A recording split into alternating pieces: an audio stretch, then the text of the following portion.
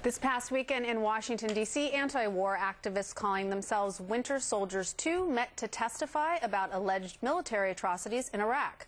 John Kerry was a member of the original Winter Soldier investigation in 1971, where accusations were levied against other Vietnam vets. When confronted about the issue, Kerry had this to say. Do you have any advice for the new group of young activists who are organizing Winter Soldier 2? I'm not familiar with what they're doing or where they're at. I just don't. Do you think this crop of young anti-war activists, do you think there will be any frauds like Al Hubbard? I have no idea. I hope not.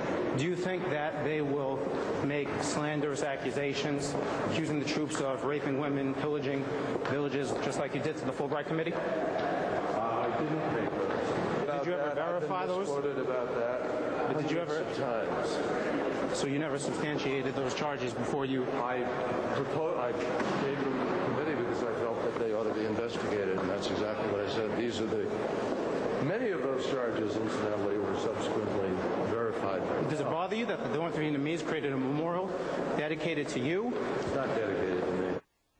Joining us now from the Young America Foundation is Jason Mattera, who confronted Kerry on Capitol Hill. Jason, thanks for being with us. Thanks for having me on. What was your goal in this? What were you hoping that John Kerry was going to say to you? I was just asking him, since Winter Soldier 2 is running around this weekend, Kerry organized Winter Soldier 1. I wanted to see if there were going to be frauds like Al Hubbard at Winter Soldier 2, and if there was going to be slanderous accusations that made our troops out to be barbarians, just like Kerry did to the Senate Foreign Relations Committee more than 30 years ago. So that was the goal. Well, that's what I did. But he has nothing to do with this current Winter Soldier thing, right? He doesn't, but Winter Soldier 2 was patterned after Winter Soldier 1, and Kerry was the lead spokesperson, so I thought it was a perfect opportunity to ask him.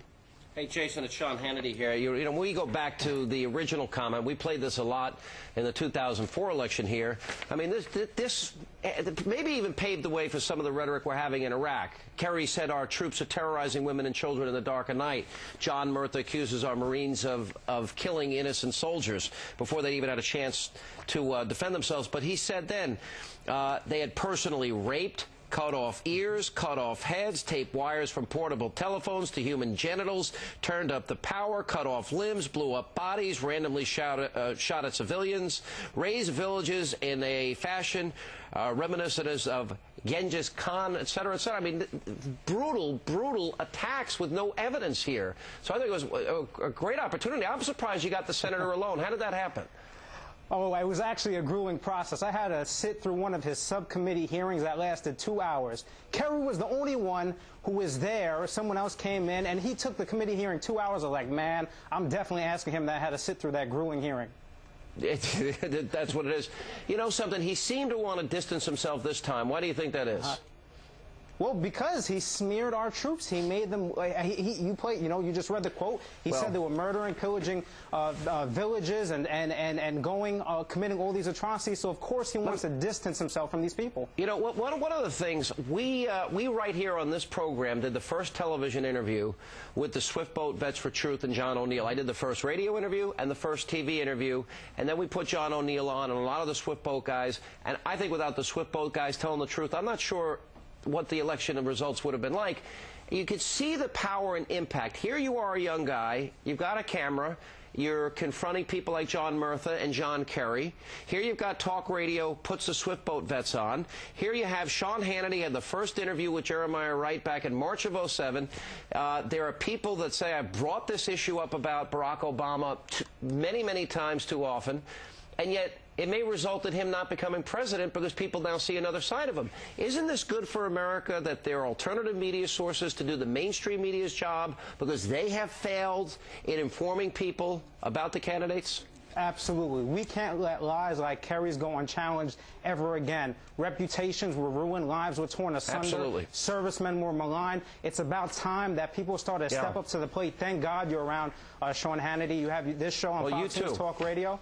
Well, listen, I'm very proud of the fact that we put the Swift Boat Vets for Truth on. I'm very first, before anybody else. We're proud of the fact when I read that website of that church, I knew that this deserved an investigation, and we stayed on the story from March of '07 to we're at the point now where he has to give a major speech before the nation. What you're doing is important. Thank God, because if we only had ABC, CBS, NBC, and the New York Times, none of this would come out, would it? Absolutely not. And if you look at the fawning coverage that Kerry got when he originally gave that testimony, no one scrutinized him, even though he didn't sign an affidavit or give any substantiating documents. By the way, and all the latecomers are taking credit, folks. Just don't believe them.